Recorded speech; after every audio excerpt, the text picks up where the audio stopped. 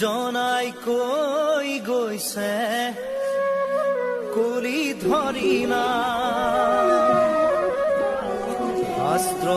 লিখা আছে নামে শেষ কল্যাণ কুকুৰ শ্ৰীগানৰ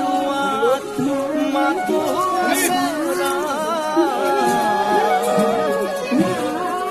ৰাম নামৰ মালা ৰাখি বনানী জকা গোপাল গোবিন্দ লোৱা হৰিণা